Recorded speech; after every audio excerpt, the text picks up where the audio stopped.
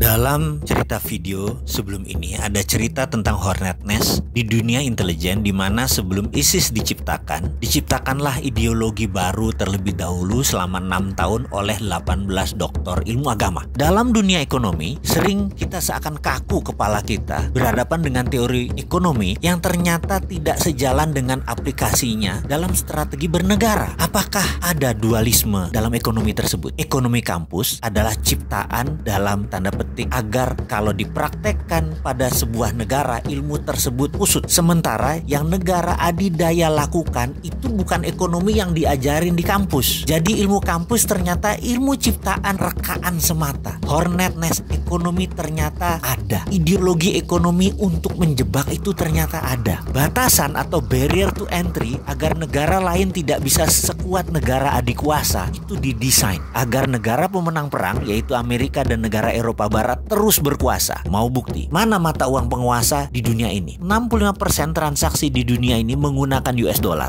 20% menggunakan euro, yen 4,7%, yuan Cina hanya 1,9% nilai transaksinya. Walaupun Cina menguasai mayoritas perdagangan sampai 50 atau 60% perdagangan dunia, dolar tetap underlying transaksi mereka. Memang mau Indonesia misalnya CPO-nya dibeli oleh Cina, Cina bayar pakai yuan. Terus yuannya tadi buat apa? Kita mau beli mesin misalnya untuk pabrik, mesinnya dari Jepang. Apa Jepang mau terima yuan? Nggak mau lah. Jepang mintanya dolar buat devisa mereka. Kok bisa begitu sih? Ini kesepakatan atas dasar suka sama suka atau atas dasar saya penguasa dunia, Anda harus manut dengan saya? Baik, kita akan bicara tentang currency warfare di sesi lain. Sekarang kita kembali ke topik. Misalnya lagi, dunia perbankan yang saat ini dianggap kunci sukses ekonomi, sehingga bank dicitrakan adalah penting untuk membangun ekonomi itu hanya bank. Padahal banking atau perbankan benar, tapi bank tidak. Bukan jadi kunci. Banking yang jadi kunci, bukan bank. Tetapi karena sudah ada doktrin di banyak otak para pejabat dan akademisi bahwa banklah yang terpenting, jadi bank harus dilindungi. Padahal bank itu didesain untuk orang kaya saja. Ini by design agar memang kekayaan menumpuk di komunitas 3%. Bank bukan buat semua orang. Dan itu sudah masuk di kepala kaum bankers di bawah sadarnya. Padahal bankers itu pelayan kaum kapitalis, bukan pelayan rakyat. Mau bukti? Maaf ya, kalau sudah bicara tentang banking, si Sontoloyo ini tegangan tinggi. Karena apa? Nyerempet riba, pasti tegangan tinggi. Kita lanjut. Misalnya dengan ada namanya asset based loan atau pinjaman berbasis aset. Itu hanya komunitas 3% saja yang bisa pinjam bank. Karena punya kolateral, punya jaminan. Coba yang lain nggak punya kolateral, jadi bisa apa? Atau kita ambil contoh lagi deh. Ini cara ngitung yang aneh bin ajaib. Kita ada kolateral, kita mau beli rumah. Kita ambil KPR. Kredit ini dihitungnya caranya aneh bin ajaib karena untuk menguntungkan bank. Kita tahu pada saat kita menyicil tuh ada cicilan pokok, ada bayar bunga. Dan itu lucunya bukan pakai proporsional yang sama. Misalnya kita bayar 2 juta setiap bulan. Di awal-awal cicilan, lucu. Yang 1,5 juta buat bayar bunga, yang pokoknya hanya 500.000. Nanti kalau sudah tahun ke-15 sudah mau lunas, dibalik 2 juta tadi, yang 1,5 buat pokok, yang 500.000 baru bayar bunganya. Bunganya mengecil. Itu mereka ngambil bunga di depan. Itu rentenir banget. Ini gila dunia perbankan ini. Dan herannya itu dilindungi oleh pemerintah lagi. Hebat bener dah. Kesimpulannya, bank itu menyedot dana orang kebanyakan. Namun pembiayaannya hanya untuk orang kaya. Bagi saya, kalau ini didiamkan, ini namanya kita orang bodoh. Kapan kita bisa berdiri di atas kaki sendiri kalau kayak gini? Harusnya ada project based loan, pinjaman berbasis proyek. Tidak harus aset. Selama ada revenue, selama ada omset, selama ada profit, boleh dibiayai. Dunia perbankan harusnya dibuka lebar-lebar. Bukan dunia bank ya. Dunia perbankan harusnya dibuka lebar-lebar. Sehingga banking bisa dilakukan oleh non-bank. Banking 5.0 itu bukan oleh bank lagi yang mengerjakan. OVO, GoPay,